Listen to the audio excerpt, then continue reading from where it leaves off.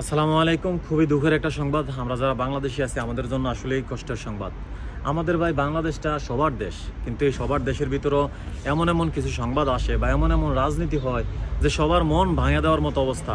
আমরা জানি যে বাংলাদেশের ভিতরে এখন কয়েকটা গ্রুপ আছে, কয়েকটা রাজনৈতিক গ্রুপ আছে যারা তাদের নিজের স্বার্থটাই আগে সব থেকে আগে ভাবে, তারপর হচ্ছে জনগণের স্বার্থ। তারা আসলে জনগণের স্বার্থ ভাবে কিনা সেটাও একটা ভাবার বিষয়। তারা নিজের স্বার্থই ভাবতেছে, যে যার মতো পাইতেছে, বাংলাদেশটা লুট করে খাইতেছে। মানে এই দেশটা হচ্ছে একটা হরিলুটের দেশ, যে যার মতো পারতেছে খাইতেছে, উন্নতির কোনো ছোঁয়া নাই। ভাই বিশ্বের বড় বড় যে দেশগুলো আছে তারাও কিন্তু লুট করে তাদের নিজের দেশে রাখে। আজকে যারা লুট করে দেশের থেকে টাকা দেশের বাইরে পাঠাইতেছে, তারা কি একবারও চিন্তা করে না দেশের থেকে টাকা বাইরে কেন পাঠাবো, বাইরের দেশ কেন উন্নত করবো? দেশটাই উন্নত হোক, দেশের টাকা দেশেই রাখি, আমি নিজে খাই, সমস্যা কি? আমি নিজের দেশের টাকা নিজেই রাখি। যাই হোক, ওই কথা পরে যাই, আগে আসি, যেই কথা বলতে আসছি সেই কথা বলি। ভাই বাংলাদেশে যে চট্টগ্রাম আছে, এইখানে ভাই তিনটা দেশের যে কোনো সমন্বয়ে একটা ঘাঁটি হইতে পারে আমেরিকা, হইতে পারে ইন্ডিয়া, হইতে পারে বাংলাদেশের যে কোনো তিনটা দেশের মিলিয়া একটা ঘাঁটি হইতে পারে, এবং খুব রিসেন্টলি হইলেও হইতে পারে, আগে পরে দু এক মাস পরে হইলেও হইতে পারে। কেন হইব?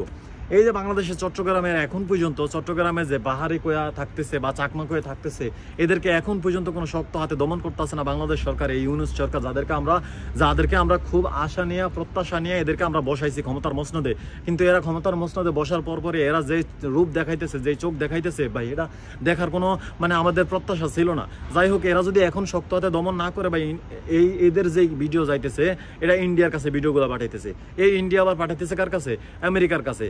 তারা এখন এগুলা দেখার পরে সমন্বয়ক একটা সরকার গঠন করব, অথবা সমন্বয়ক একটা যৌথ বাহিনীর একটা কমিটি গঠন করে এখানে রাখবো। সেখানে প্রধান দিব কারে?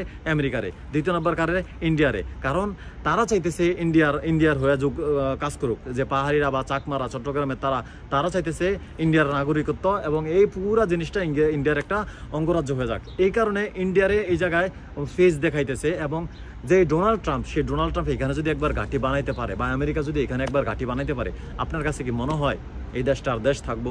আপনার কাছে কি মনে হয় যে নর্তকীরা আমরা ইন্ডিয়া পাঠাইছি, সেই নর্তকী মোদির কোলে শুয়ে থাইকা আঙ্গুল চুষবো? সেই নর্তকী এসব কিছু করাইতেছে না। সেই নর্তকী তার কথিত জামাই দ্বারা, মোদির দ্বারা এই দেশের ভিতরে যত অশান্তি আছে সব সৃষ্টি করতেছে, এবং বর্তমানে টার্গেট করছে এই চট্টগ্রাম। কারণ চট্টগ্রাম বাংলাদেশের মেইন একটা হার্ট অফ বাংলাদেশ। এই হার্টে একটা টার্গেট করছে, যাতে হার্ট যদি ধ্বংস হয়ে যায় তাহলে পুরো বডিটা দিয়ে আর কি করবো? এই হার্টের টার্গেট করছে, এবং মেইন ফোকাস হচ্ছে তাদের চাকমা এবং পাহাড়ি। এই চাকমা এবং পাহাড়িরা থাকতেছে বাংলাদেশের, নাগরিকত্ব পাইছে বা বাংলাদেশের, কাজ করতেছে বাংলাদেশে, খাইতেছে বাংলাদেশের, অথচ তারা সব কিছু করতেছে ইন্ডিয়ার দালালি। এখন তারা এই যে ইন্ডিয়ার দালালিগুলা করতেছে, ইন্ডিয়ার হয়ে কাজ করতেছে, তারা চাইতেছে এই পুরো চট্টগ্রাম যেন ইন্ডিয়ার রাজত্ব অঙ্গরাজ্য হয়ে যায় এবং ইন্ডিয়া দ্বারা নিয়ন্ত্রিত হয়। তার ফলে কি হইব? তার ফলে যদি এই যে কয়দিন পরে যুদ্ধ হইতাছে, কয়দিন পর যুদ্ধ হইতাছে, ইউনূস সরকার এখনো শক্ত হাতে দমন করতেছে না, এটা সরকারিভাবে প্রশাসনিকভাবে উপর থেকে আমেরিকা থেকে চাপাইব, তখন কি বুঝবো? তখন এখানে আমেরিকার ঘাঁটি বসবো, ইন্ডিয়ার ঘাঁটি বসবো, বাংলাদেশের ঘাঁটি বসবো, তিন যৌথ বাহিনীর মিলে একটা কমিটি হইয়া তারা এই চট্টগ্রাম চালাইবো। তখন চট্টগ্রাম আর আমার হাতে থাকবো না।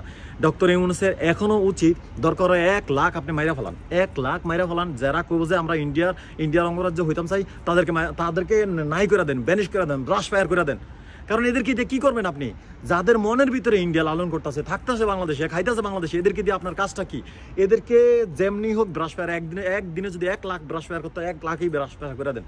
কারণ এগুলা দেওয়ার দরকার নাই তো, এইসব রাজাকার মাজাকার দেওয়ার দরকার নাই তো। যারা এখন পর্যন্ত দেশের লালন করতে পারতেছে না, খাইতেছে দেশে, থাকতেছে দেশে, এখন পর্যন্ত চাইতেছে দেশের ভিতরে অশান্তি সৃষ্টি করা। কয়েকদিন পর বিজেপি সেনাবাহিনী এদেরকে যা তা অপমান অপদস্থ করার পরে মারধর করে ফালায় রাখে জায়গা পাহাড়ের ভিতরে। এখন পর্যন্ত আমরা পর্যটন, আমরা যে দেশের নাগরিক, আমরা সেখানে যাইতে পারতাছি না ঘুরার জন্য, সেনাবাহিনীর প্রটোকল ছাড়া, পুলিশের প্রটোকল ছাড়া। কেন?